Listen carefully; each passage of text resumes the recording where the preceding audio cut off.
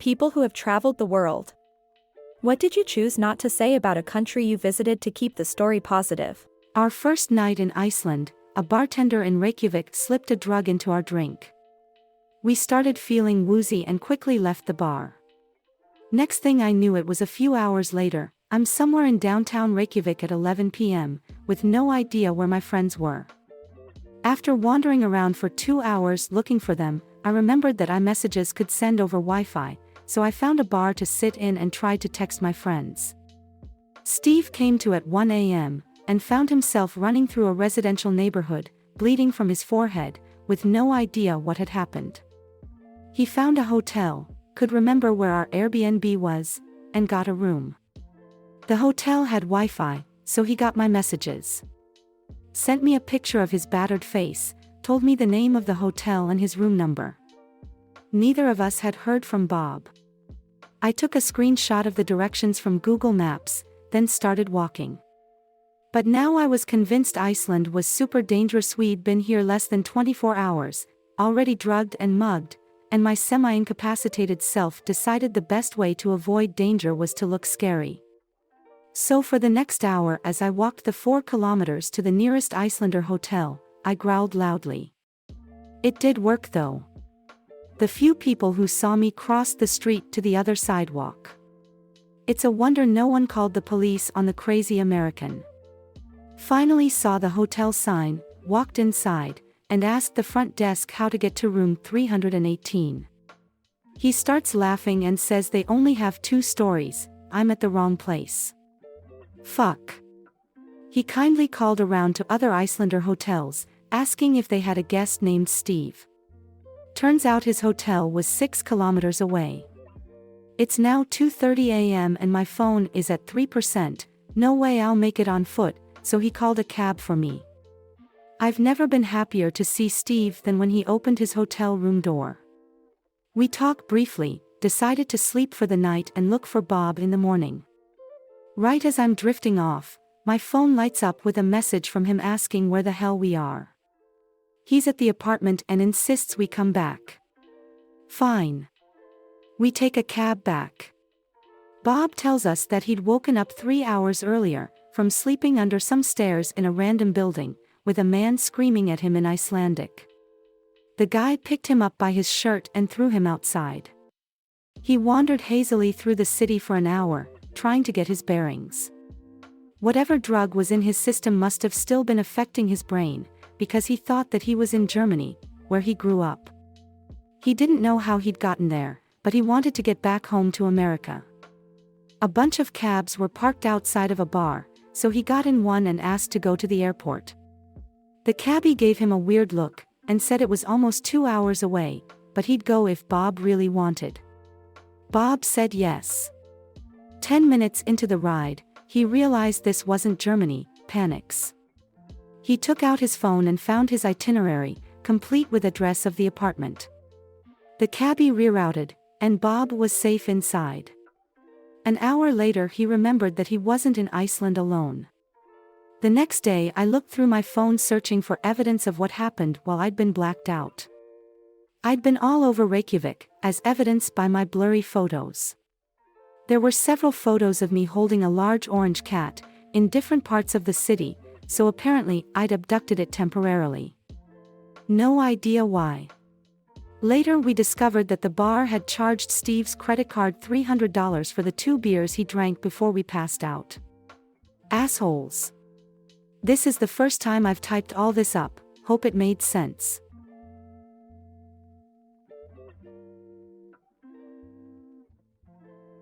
It was Easter weekend, and I was super stoked about heading to Victoria Falls in Zambia. I mean, who wouldn't want to witness that breathtaking beauty, right? But little did I know that this trip would turn into a crazy roller coaster ride of events, landing me in jail for 3 freaking days. It all went down at 5 a.m. when our bus got stopped at this sketchy, illegal police checkpoint. I was half asleep and totally unprepared for what was about to go down. Turns out, I didn't have my paperwork with me because I was always paranoid about it getting stolen. And guess what? The cops were having none of my carefully made copies. They were like, "Nah, Bro, we want the real deal. My Zambian buddies who were with me on the bus were completely horrified. They watched helplessly as the cops bundled me onto a truck like some kind of criminal and whisked me off to the local police station. I thought they were just taking me to immigration, to sort out the paperwork, but nope. They dumped me right into a dingy cell. Talk about a rude awakening. Those 3 days in the slammer were straight up insane. The jail was a hellhole, man. They didn't even bother feeding the prisoners properly. Some poor souls had been locked up for weeks without a decent meal. It was beyond messed up. And as if that wasn't bad enough, I witnessed beatings every few hours. The cops would bring in their buddies to join in on the fun, making up charges left and right, just to squeeze out bribes. It was like a corrupt circus. And let's not forget the charming company I had. Cockroaches were my roommates, and I swear I could feel bugs crawling on me at night. It was a creepy crawly nightmare. Oh, and did I mention that some of the dudes locked up with me were drunk and straight up violent? Yeah, good times. But hey, here's where things took a turn for the better. My amazing Zambian friends came through for me like freaking superheroes. They paid off the cops so they wouldn't beat me and let me use the damn bathroom. I owe those guys big time. They also reached out to the US Embassy in Lusaka, and eventually, I got a call from a consular officer.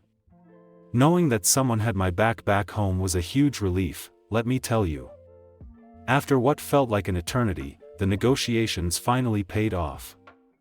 My buddies managed to strike a deal with the authorities, coughing up a $50 bribe to set me free and wipe my arrest off the records.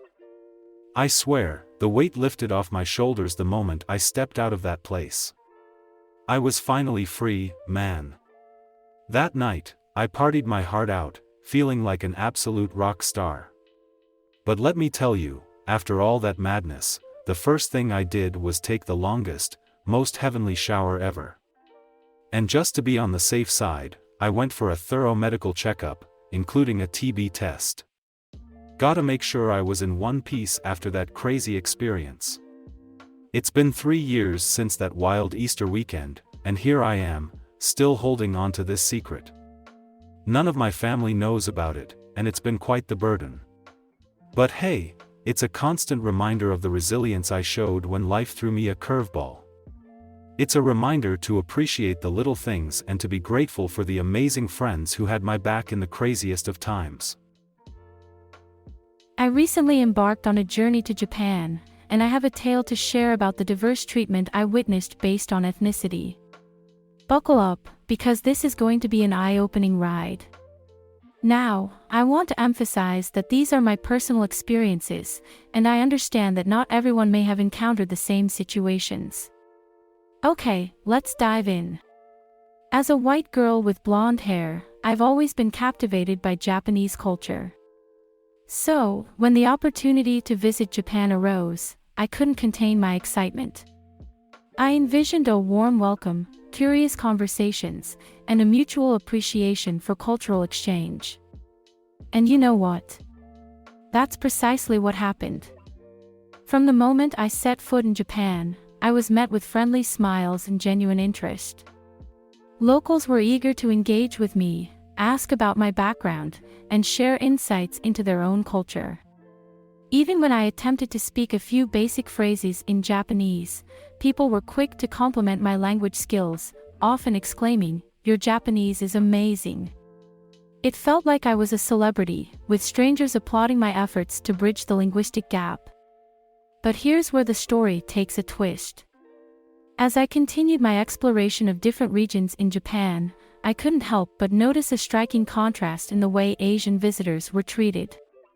It was as if an invisible divide existed between the treatment of white tourists and Asian tourists, with the latter facing unique challenges and, at times, even discrimination.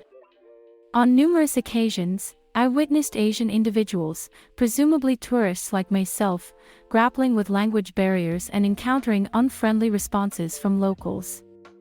I was taken aback by the stark difference in reactions. When a fellow white traveler attempted to order a beer in Japanese, they were met with enthusiasm and praise for their language skills, even when their proficiency was far from perfect. It was as if their mere effort was enough to win admiration. However, when an Asian person, often of Asian descent but not from Japan, tried to do the same, they were often met with raised eyebrows, skepticism, or even direct questions about their language abilities. I observed instances where they were asked, "Why aren't you fluent in Japanese?" or faced subtle, yet discernible, indications of surprise and disappointment. It was disheartening to witness such blatant double standards. Now, before anyone jumps to conclusions, I want to make it clear that I'm not suggesting that all Japanese people harbor these biases. In fact, many locals were incredibly kind, open-minded, and welcoming to visitors from all backgrounds. I had numerous positive encounters that left me feeling grateful for the warmth and hospitality extended by the Japanese people. However, these instances of differential treatment left an indelible mark on my journey. They forced me to reflect on the deep-rooted stereotypes and prejudices that persist within societies, regardless of how progressive or inclusive they may appear on the surface. It was a reminder that, despite the beauty and allure of a foreign culture, cultural biases can still rear their ugly heads and influence our interactions.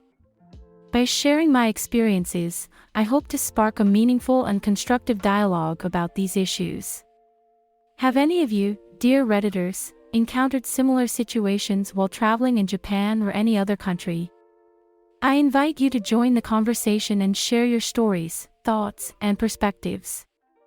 Let's foster a deeper understanding and work towards a world where cultural diversity is celebrated and biases are dismantled.